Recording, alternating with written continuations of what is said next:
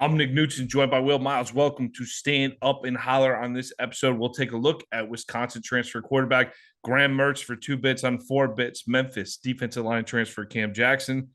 Where do the Gators stand at the beginning of 2023? We'll look at that roster churn, just an incredible amount of players who have either declared for the transfer portal, NFL draft, a lot of turnover going on since the end of the season here. And we'll wrap up discussing the college football playoff, whether we want to or not, Will. Happy New Year, man. Happy New Year. Ryan Day ruined it all for us by settling for a 52-yard field goal there at the end of that game. After the entire game, the announcer's telling us he was going to be aggressive. So, hey, we're going to talk about the Gators, but obviously there's other stuff going on, and go Frogs.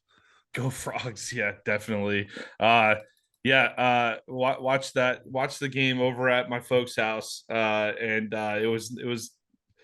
it's still painful to talk about in the Knutson family, man. My mom, my heart goes out to my mom. You know, she's struggling with that one, man. That was a tough way to start a year. Will.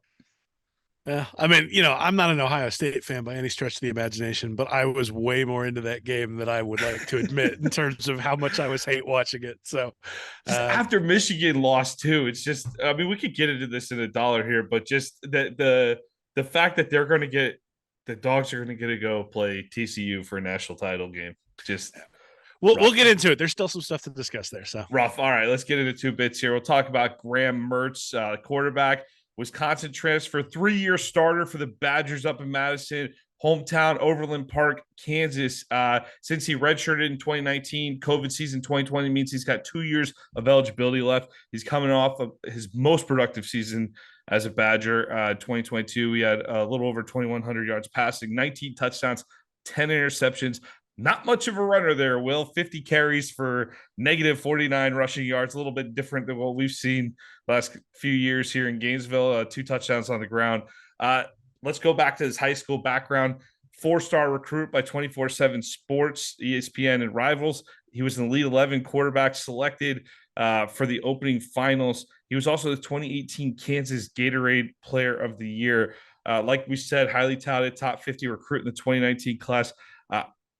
Highest rated quarterback to ever sign with Wisconsin. This was a big deal when he signed there. He ultimately started 32 games and went 19-13. Very disappointing tenure. There's some reasons behind that we'll get into here shortly. But Will, your initial reaction to Graham Mertz coming in through the transfer portal? Yeah, this is an interesting one because if Mertz signed straight out of high school with his profile, we would have been really excited. 62.3% completion, average 10.2 yards per attempt his senior year. He falls on the low end of what I would consider guys who tend to be sort of that lottery ticket. When we've talked about, when I wrote about Jaden Rashada, one of the things that I said is he sort of fits in a higher end there. Like there's a series of guys who complete less than 50% or less than 60% of their throws in high school. Very few of those guys are actually successful.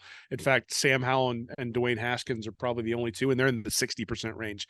You get down below 60 and all of a sudden it's DeAndre Francois, Hunter Johnson, Malik Henry, guys like that, Blake Barnett, guys like that.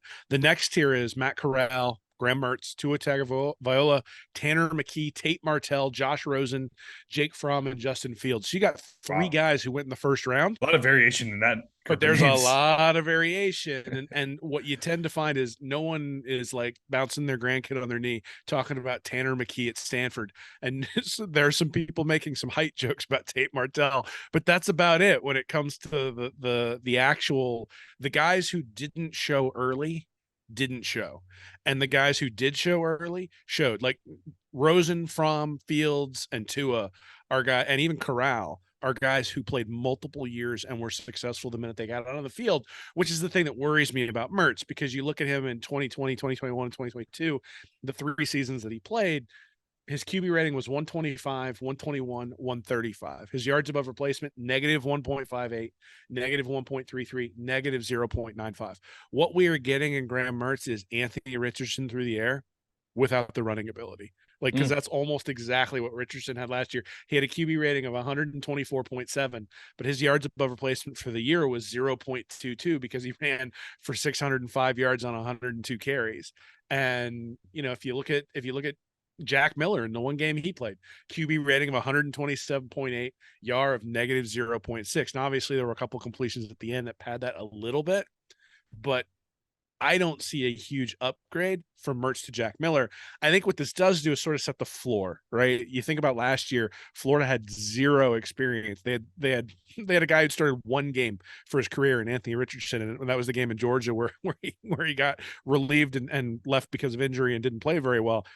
Other than that, they didn't have anybody with any starts. And so if Richardson went down, I think we saw when Miller came into the game in the bowl game, obviously a lot of guys missing in that, but you see when Miller comes in there that everything changes. And so for people who criticize Richardson for not running, hey, there might have been a reason for that. This gives you competition within that space, but anybody expected him to lead Florida to an SEC championship. There isn't a statistical profile to suggest that kind of leap. I don't think that's a fair expectation for Mertz. And I think we should be fair to the guy. Like, he's going to come in, compete for the starting job, but I don't think he's a guaranteed starter day one. And I think for the most part, if Rashada is ready, if Max Brown's ready, or even if Miller takes a step forward, like, any of those guys should get the nod over Mertz if they outperform him in spring and fall camp. But Mertz may come in, win the job. I think that says more about the quarterback room than it does about his ability to be a transformative player at the position. I don't think that's what his profile suggests. Yeah, and that's not at all what he's being brought in to do at this point. I think that's a great way to phrase it, to set the floor. You got a 3-year starter from a premier Big Ten program that's going to come in here and at least be a guy that, hey, if Rashada is not ready to take that leap, if Miller doesn't do something extraordinary in camp, I think it's foolish. I know everyone's got a bad taste in their mouth from watching Jack Miller play in the bowl game here, but it's one game. It's one game. It wasn't a great game overall. Let the guy, give the kid a chance to develop still here. But Mertz will at least bring a certain level to the quarterback room that we desperately need right now. However, let's just honest reaction real quick, Will. In the quarterback market, this is the thing with the transfer portal. Everyone just goes, it's this magic thing that, hey, it's fine. We'll load up through the transfer portal. There's still talk, like, we still need to fill a lot of roster spots through the portal, but you got to look at the portal as maybe like the land of misfit toys. Like, maybe this guy does one thing well, but other things not so well. There's a reason why these guys are jumping in the portal. And with Mertz, it has to do with the fact that, there's some program turnover going. I know Mordecai from SMU just transferred up to Madison too. Fickle's coming in, new tenure. Get it. I get it. Come down here. You got 2 years in a program that needs you. Fine. But it's not exactly the guy that you or I would have pointed to in the transfer portal, even in the transfer portal, as our 1 or 2 pick, right? No, I mean, we would have wanted. I mean, if you ask me, what do I want in the transfer portal? It's a bunch of starters, right? and that's whether it's offensive line, defensive line, defensive back, linebacker, wide receiver, even running back. Maybe running back's the only place where you say, hey, let's bring in a depth piece because we've got guys there that we're confident in.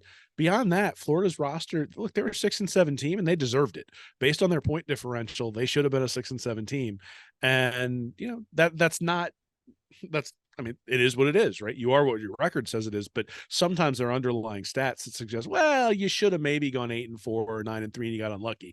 That's not what happened. Florida's team was a 500 team, and there's a ton of roster turnover, which we're going to get to. And if you look at it, starters are what we want. So I look at Mertz and I go, he's a starter, but he's not a elite starter.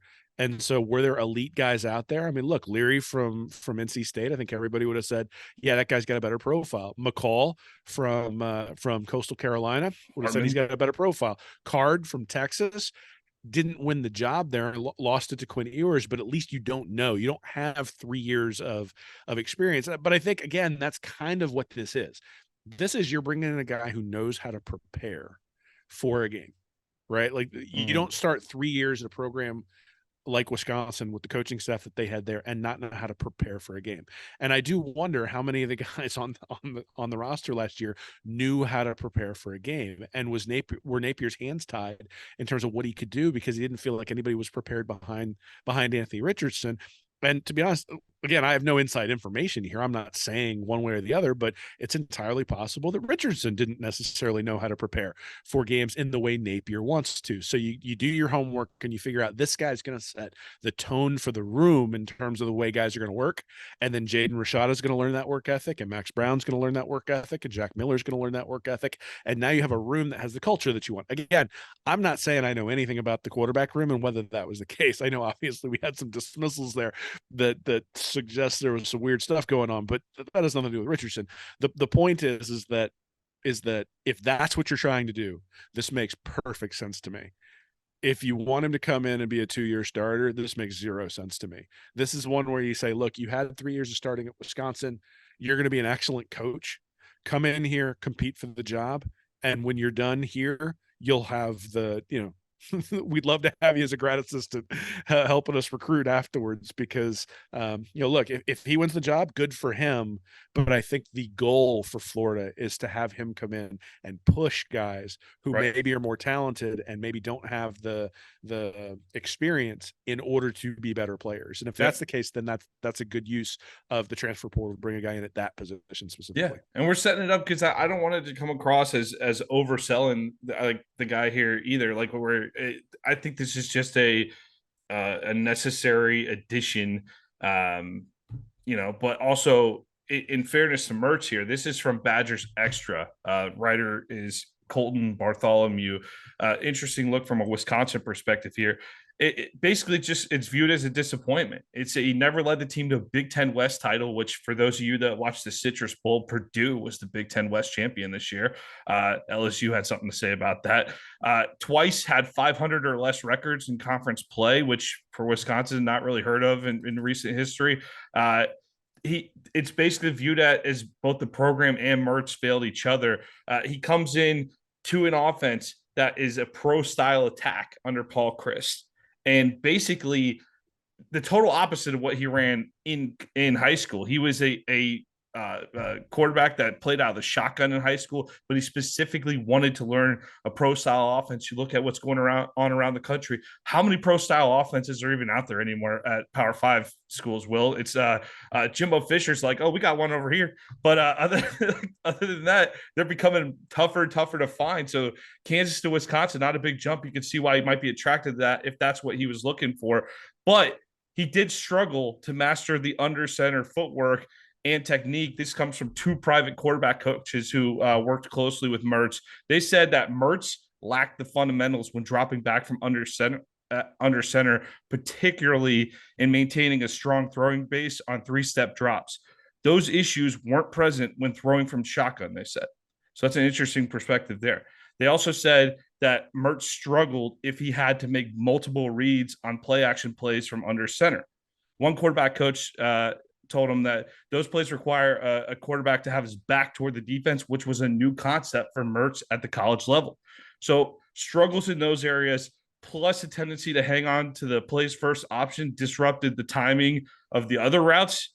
And basically the whole scheme just did not mesh well, and it became quite ineffective during his time there in Madison. They also said, the article also pointed out that Wisconsin changed his quarterback coach 3 times during his tenure there. That's a lot to deal with as a college player, to have your coach change 3 times while you're there.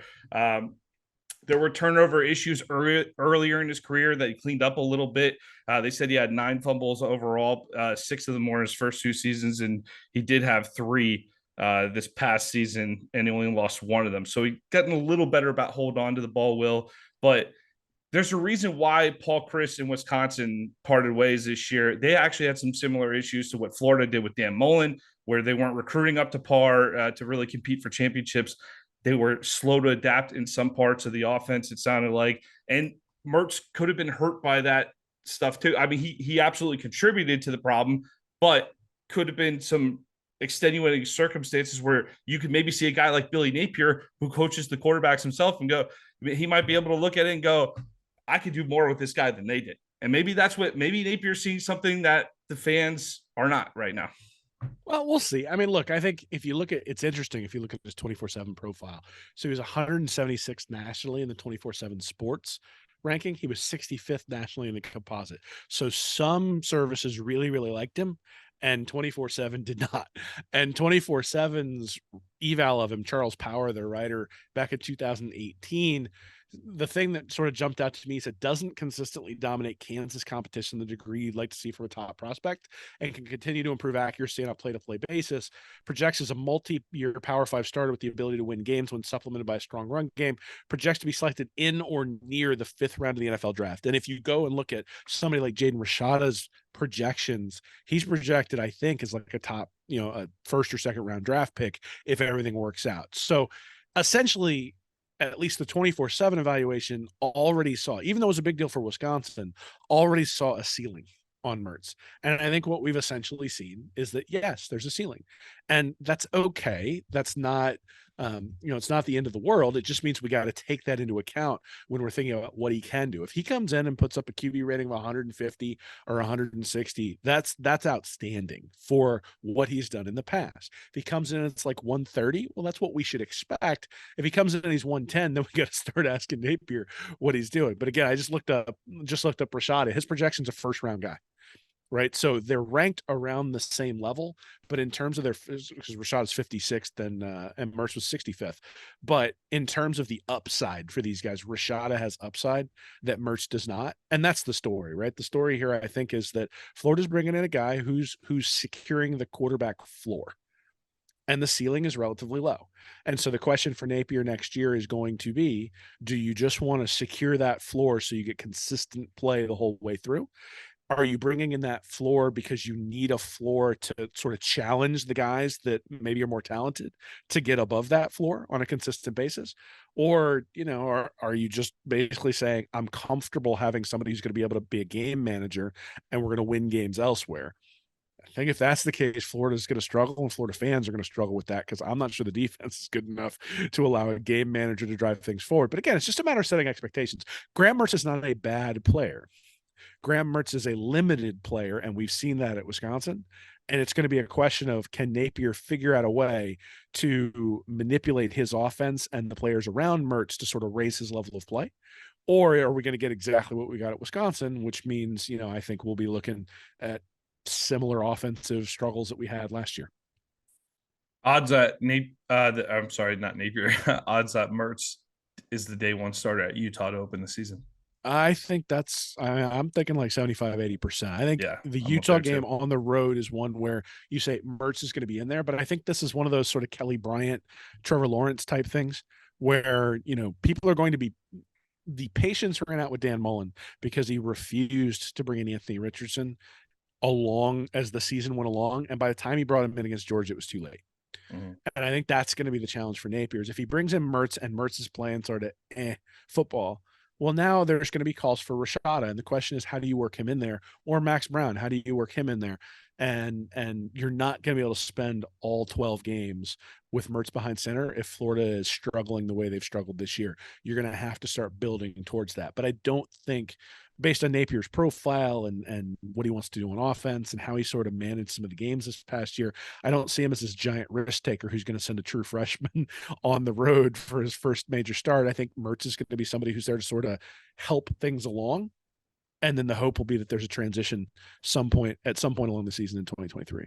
All right, let's move on to 4 bits here. Talk about Cam Jackson, 6'6", 340 pounds, ultra athletic for his size. The guy can absolutely move. He's also a space eater, wide-bodied player who's capable of taking on multiple blockers and opening things up for the linebackers.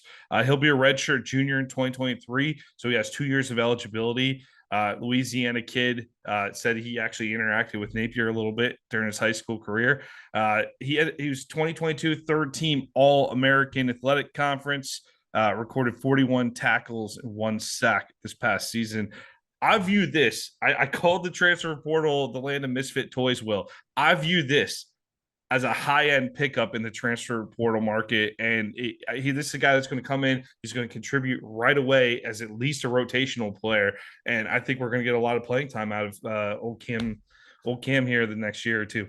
Yeah, well, I mean, I think the thing that you get concerned about when they brought in a guy like Caleb Banks is that he's a potential play, right? Right. He's a transfer who comes in. It was 255 when he came out of high school. Now he's 300. Shows all sorts of athleticism. Then you look at his actual stats. He's got like 2 tackles.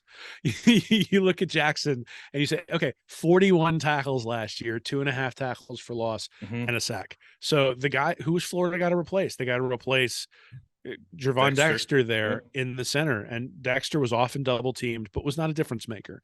And if Banks and Jackson are just guys who can free up the linebackers so that they're not getting mauled by the guards, that's a big deal. And you think about, Desmond Watson when they brought him out, and I mentioned this the other night at Gators Breakdown, but Bud Davis did a really nice breakdown about halfway through the season on Dexter. And basically, in the first halves of games last year, Dexter was playing like an all SEC defensive lineman. And then in the third and fourth quarter, Dexter was not playing like an all SEC defensive lineman. He was below average. And in many cases, I'm sure that was because he was getting way too many snaps.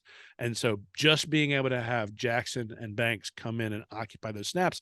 But look, it's the SEC. You can't put in guys to occupy snaps, just to occupy snaps. They have to be real players. And we've seen that at Memphis, that he's able to get in the backfield, make plays. 41 tackles in the defensive tackle position is no joke, right? I mean, that means you're pushing the offensive line in a way that allows you to free and able to shed the block to be able to get to the running back and bring him down. So, hopefully Jackson's able to bring that to Florida. This is a very pro Desmond Watson podcast, but I think we could both safely acknowledge that he's not going 4 quarters. Well, I mean, The man needs a break.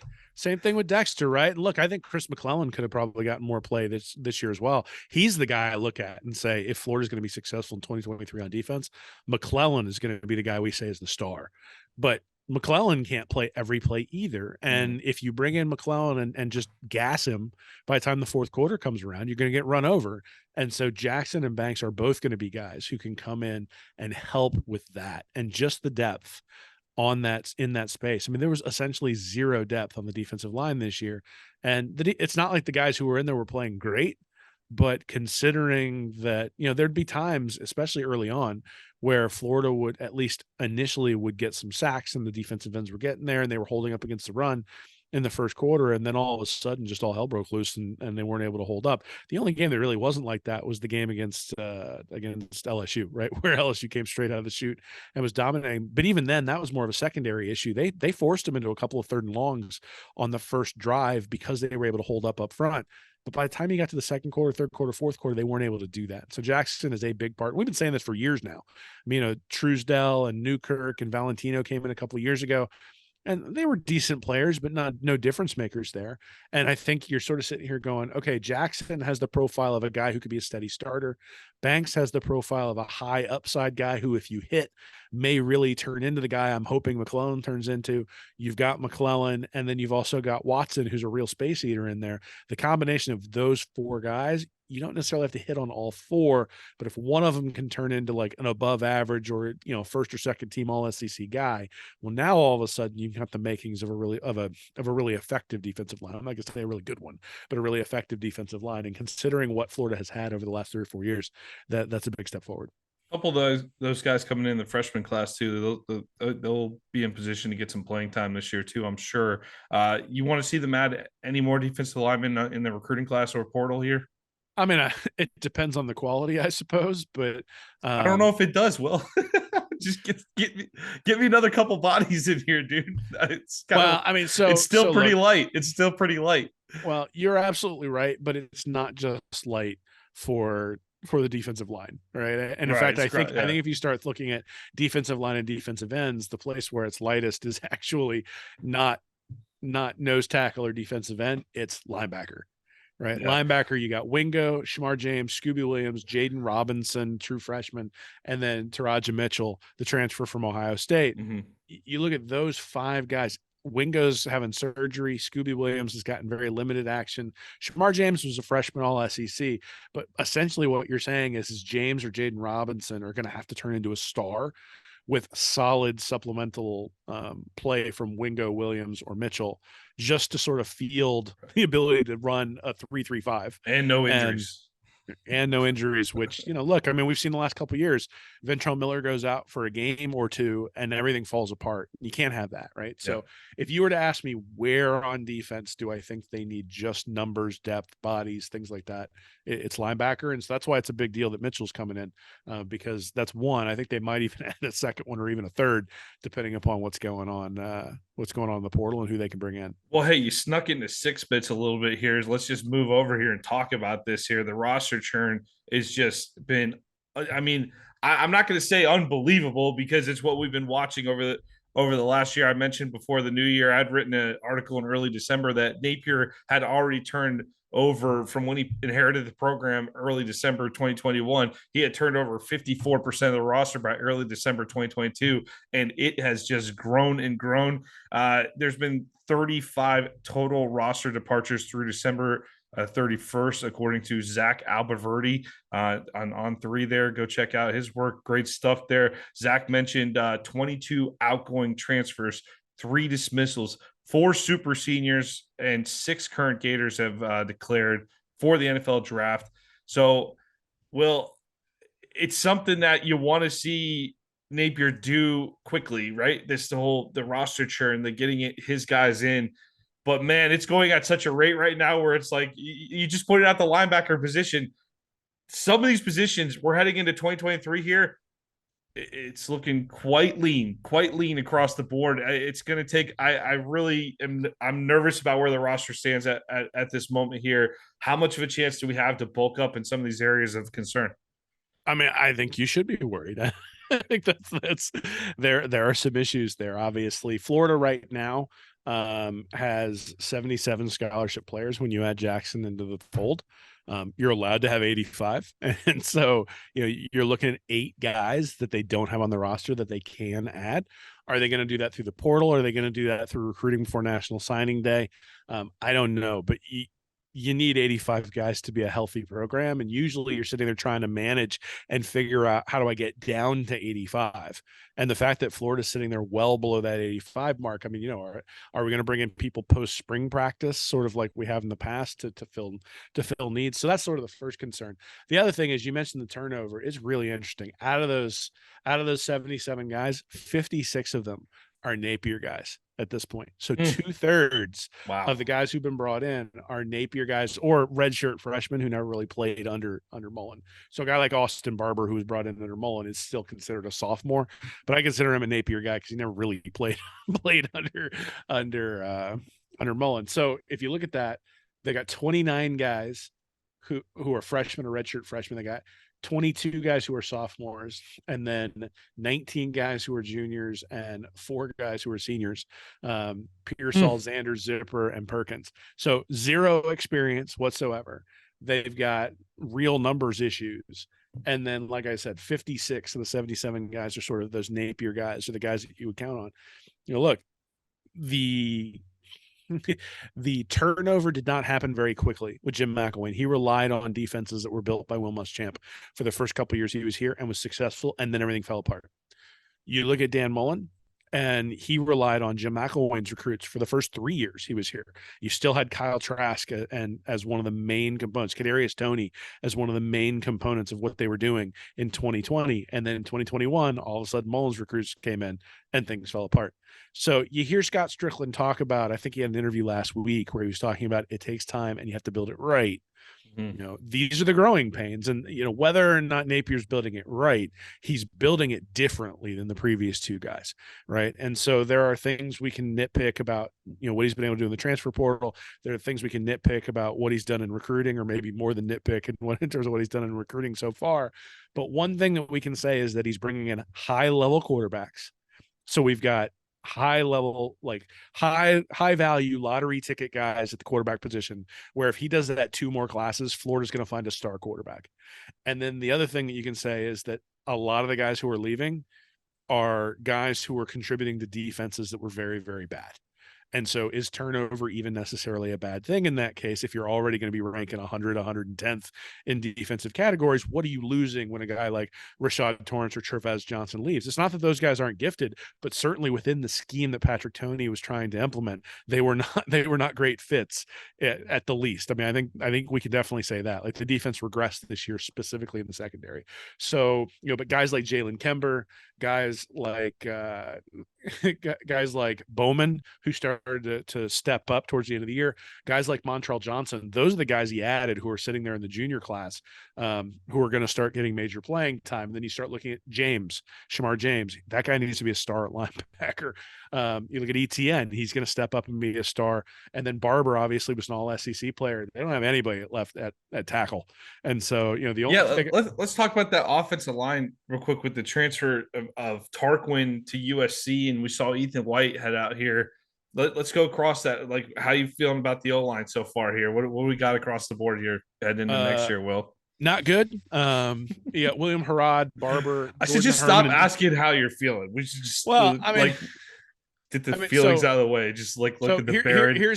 Tell me about the barren wasteland that is our offensive line right now. So here's how I feel. Is that it's a good thing we have 2 offensive line coaches right now. That's how I feel. That is an effective thing, even though I'm looking forward to the powder keg at A&M with Jimbo Fisher and Bobby Petrino got hired out there. Like, that's going to be really interesting, and I'm sure some people are like, "Well, Napier should have brought him in." But what could go wrong? What could go wrong? Well, interim coach Bobby Petrino at some point in the next year. Their offense should be better, right? Bobby Petrino, the man knows how to run an offense. You got to give him that. Well, we'll see after they decide they're going to eat $70 million to make Petrino the interim coach. I'll enjoy every second of that. But okay, so if we go to the offensive line, the issue here in most cases is numbers. Every year, Bill Sykes wrote a great article on Read and Reaction earlier this year, talking about that you need 4 signees essentially per class. That if you look at Alabama, Georgia, and some of the other successful programs, Clemson, that they get numbers. And Napier has not hit those numbers so far in his recruit class. I think he had 3 offensive linemen last year. He's got 3 offensive linemen so far this year. Still, Caden Jones may commit this week. I think he's 50-50 between Florida and Texas A&M. That puts them at 4. So I still, I wouldn't sit there and say it's an elite offensive line class, but at least he's starting to hit numbers. Right now, they got 4 tackles. So, and only 1 with experience with Austin Barber. Now, again, I think we need to realize that a lot of these guys, it's interesting. So Hevesy was a really strong personality and was, from everything we can gather, a very acquired taste. And so people who committed to John Hevesy, I'm sure, are extraordinarily committed to John Hevesy. Like, his sort of personality is people who go, I love this guy. He's going to push me. This is what I need. And so you bring in different guys. It's not a surprise that there are guys in the offensive line who'd say, look, I'm going to explore someplace else because this isn't necessarily a fit. We've said this all year long, but we got 4 tackles. And so what are you can't be, I don't believe you can be an effective offensive line in the SEC with only 4 tackles. We need guys, just bodies there. And if Jones is part of that, great, but I think you need some guys in the transfer portal. As far as guard, you got Richie Leonard and Riley Simons. You've got Cameron Waits, the big guy who came over from Utah. And then you've got the guys who are going to have to start to prove it. You got Jalen Farmer, Christian Williams, Roderick Kearney, and Bryce Lovett. So you've got guys who are, and guys who've come in under Napier. And then center, I think we're all relatively comfortable with Egokon, but Najee Harris or Jake Slaughter are probably going to have to come in there as well. But again, I think center, you're pretty comfortable. I think guard, or maybe Waits even switches out to tackle. I mean, he's 6'8", 340. I mean, he's a big dude. That's pretty big for a guard. Maybe he's out there, but guys like Farmer or Williams or Kearney or Jones, 1 or 2 of those guys are going to have to step in and play. We're going to have some freshmen. There's going to be a lack of continuity. I don't think we can expect the offense to be 5th ranked and running the ball next year. I think there's going to be some limitations. And again, that's okay. These are the expectations as you build. And was Florida winning a national championship in 2023? No. The question is, are we building something that's sustainable over time? And time's going to tell on that one, because there are metrics that are not being hit compared to some of the other programs that have built up and been giant behemoths. But again, I think as Florida fans, we also are kind of getting tired of 10-4, 10-4, 4-7. 10-4, 10-4, 4-7, right? I mean, those aren't the exact records, but that's kind of what's been going on for the last, hell, 10 years, 12 years. Mhm. And so are we okay with multiple seasons where we're building, 9-3, 10-2, 11-1, just sort of building that over time. And that may be the right way to do it for this particular program, given the place that it's at.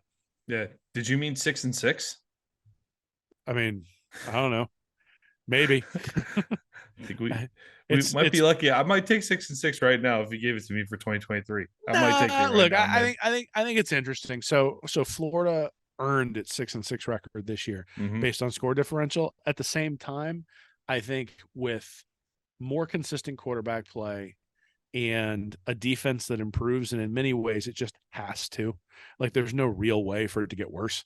And the question is going to be the degree, right? But if they give up 6 points less per game next year, which would put them at like 23 or 24 per game, you're looking at a team that's going to go 8-4 pretty easily. But obviously you're going to have to see that sort of improvement. So I think the Florida was on the cusp of being able to win a bunch of the games they were in this year, and we're just really inconsistent. Yeah, we're coming. And We're coming for you, Vandy. a little bit of consistency is going to go a long way in these cases. And there's no excuse for that Vanderbilt game. And these young guys who brought it under Napier are not just going to like roll the ball out and think they can win the game. And I think in many ways this is a weeding out of a culture that laid down in that Oklahoma game in 2020. Right. Like that, I think, was sort of the first sign of the culture that then sort of permeated through in 2021. And you get to 2022 and you got to weed some of that out. Some of that's going to be painful. And they have made a decision. It's very clear. The decision is we're going youth. We're not going to sit, we'll paper over the Band-Aids we'll Band-Aid over the holes for in 2022 with some of these super seniors and bring these guys back and things like that. But the fact that Ventrell Miller and Amari Burney spent the entire year starting at linebacker says something about what they think about the other linebackers who were there, and means that guys like Jaden Robinson and James and Mitchell are going to have a real opportunity for significant playing time. And hey, we'll see, right? I mean, all last year it was, hey, there's a little bit of square peg and round hole. You got, Tony's scheme. Is it scheme? Is it the players? Is it, we're trying to unteach them things that they knew? Those sorts of things. No more excuses at this point. They're your guys. And so we're going to be able to start to make some determinations about these coaches pretty quick. Will Miles the optimist, everybody. We don't get to say that very often. Let's move on to the college football playoff here, Will. Let's start with the game that was actually fun here. TCU, Michigan. The Frogs were just this. I guess you got to go team of destiny with this. I mean, just 2 pick sixes. This team, that game was a blast to watch from start to finish. Michigan would not go away. Like they kept shooting themselves in the foot over and over again, and they just would not quit. So this was a great game to watch on both sides. And I'm excited for Sonny Dykes and TCU, a team that I still, if I were a part of the committee, would not have put TCU in the playoff. Guess I'm not looking so smart on that one there, Will. 51 points against Michigan, 51-44, a lot of big plays. On really both defenses just giving up a lot of big plays up and down the field. Classic game there out in the Fiesta Bowl. Well, I mean, look, anybody who watched that game and watched it closely is glad TCU won, but thinks Michigan's a better team. Mm-hmm. Right. I mean, TCU found a way to win the game, and all credit to them. But Michigan fumbles at the 1 yard line after a ball gets ruled down at the 1 instead of should have probably. What'd you think of that call? I thought it was in. I thought it was in. I think it should have been a touchdown. I think you got the 2 defensive. You got was it 2 pick sixes they brought back? They had 2 defensive touchdowns. So 21 points right there. That a 21-point swing. And we talked about this with Florida in the Vanderbilt game specifically, but you just go down this litany of mistakes that were made the entire night by Michigan, and you can't do that against a quality opponent. And TCU is a quality opponent. They're not, I don't think that they're the best team in the country. I think that's probably going to be proven on Monday night, but I think that they're a quality opponent, and they were absolutely opportunistic and were able to take advantage of it. Made it a really entertaining game. But I actually take umbrage a little bit. I thought that Georgia game was incredibly entertaining too. The end stunk for people who wanted Georgia to lose, but that was a really entertaining game. And you got the Kirby Smart timeout with the fake punt. You've got what a call. Listen, I know it's painful enough that Georgia is in the national championship for every Gator here. But that call, I mean, that was an unbelievable call in that moment. And Ohio State converted on that play too. Well, and you've got the targeting call that gets picked up, and Harrison gets knocked out of the game. Again, I know you don't like the targeting penalty, and I actually look at that one. I don't think it was targeting, but it really is a shame the best wide receiver for Ohio State gets knocked out with a concussion, or ostensibly a concussion, on a play that was just sort of broken. And if it had been thrown out of the back of the end zone, nothing happens, and Ohio State probably wins. There were 4 or 5 opportunities for Georgia to lose that game, and there were many opportunities for Ohio State to sort of put their boot on Georgia's throat, and they just weren't able to do it. And look, I mean, as begrudging as I'm going to be in terms of like giving them credit, I tweeted at the time when they were down by 14 to start with, Georgia has not been behind by anybody other than Missouri all year long. Yeah. And Missouri is not an offense that's going to pull away from you. And so they were going to have to earn it against Ohio State. Quite honestly, they earned it. And, I actually have a lot of respect for the Georgia program and their ability to come back and fight. And they did the same thing against Alabama last year in the national championship game. So, look, I am fully on board with rooting for the Frogs, and I hope they have whatever voodoo doll they had for Michigan. They have one for Georgia as well. And look, if they're a team of destiny, then awesome. Go take advantage of it, be opportunistic and all that sort of stuff. But I know what I've seen through all the recruiting rankings. I said it, I think, last week or 2 weeks ago on Stand Up and Holler, and I wrote the article on Read and Reaction and put it up there, where every single national champion in the playoff era has come from the top 5 schools in the recruiting rankings from that same era. And Georgia is right in that top 5. And so this is one of the few years, the first year Oregon made it to the final, even though they weren't in the top 5.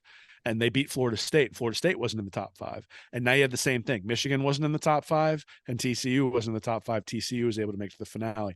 So, this is now 16 of 18 teams total that have been from that top 5 who've made it to the final. Like, everything says Georgia's going to win this game, which, hey, that stinks, but it is what it is. They earned it. They went through the SEC. Kirby Smart's built that program in the right way. And look, some of the whole broadcast, the announcers were talking about how Ryan Day was going to be aggressive and how he said he was going to be aggressive. And then when it came time to be aggressive, he just wasn't. Like, he tried to be on the fake punt, but that was still 4th and 1. I think they were attacking on offense all night, and this, quite frankly, until the last drive. The type of play, the exact type of game that I thought would expose Stetson Bennett, because you looked at what Alabama did to them, where they blitzed them in the national championship last year, or not, I'm sorry, the SEC championship game, where Bryce Young just went off and won himself a Heisman. CJ Stroud had that level of game. He had that level. He played fantastic. I mean, he did everything for his draft style. If there's any doubt about him being a top draft pick, eliminated all of that conversation against Georgia there. But I'll tell you what, Bennett responded with that offense. And granted, Ohio State had that cornerback that slipped and fell and gave them a free 75-yard touchdown when they badly needed it there. But they just kept coming, kept responding. And even that last drive, they went down, they scored pretty quickly against Ohio State. When Ohio State kicked that field goal to go up by 6, you just felt that there's no way Bennett's not leading the Bulldogs down the field. And I've been a guy that's given Bennett a ton of crap throughout his career. It just completely, maybe I'm the latest convert over Stetson Bennett actually acknowledging that he's a good college football quarterback, but he played a great game in a very tough situation against an elite quarterback in an elite offense, and Georgia still found a way to win in that situation where I thought they could get exposed. So credit to the Dogs making another title game here, playing TCU. Underestimate TCU at your own peril at this point, Will. But like you said, you and I are both we're all on the Frogs here for this one on Monday night. Oh, I mean, I think Georgia's going to win, but I absolutely will take great rooting joy. for the Frogs, not picking the Frogs, rooting for them. Absolutely. I'm sorry. I think I think Georgia will win, but I'm I'm not holding my breath, put it that way. And the other thing I will say is that, I think if Ohio State had won that game, we would have said they deserved to win that game. Mm-hmm. And I think Georgia wins that game, and we go, I think they deserve to win that game too. I think that was a good game between two titans in college football. Yep. And Ryan Day is pretty close, And Kirby Smart obviously is close. I think Nick Saban, if he was in this tournament, would have been a lot more fun in some cases. I don't But know. look, I think that's about as fun as you get for two semifinal games from what we've well, seen. but here's the thing: is everybody was sitting there going, "Oh, these semifinal games, everybody's been poo-pooing them. We finally get a good game." Like now, for those people who want an expanded playoff, catch me after the final. If the final is a 3-point game or a 7-point game, all right, maybe I'll listen to you. Yeah. But I think the final is going to be a 30-point game. And I think that's going to be because a top 5 recruiting team is meeting a team that recruits in the 30s. And we may see what happens at that point. But hey, break out the voodoo doll. Go Frogs. Monday night, college football season wraps up. In the meantime, we'll be back next week with an episode. For Will Miles, I'm Nick Knudsen. Have a great weekend, everybody, and go Gators. Thank you for watching this episode of Stand Up and Holler. Be sure to subscribe to the Read and Reaction YouTube channel. Join our Patreon community at Read and Reaction for bonus content each week. And check out our website at readandreaction.com. I'm Nick Knudsen, joined by Will Miles. And as always, go Gators.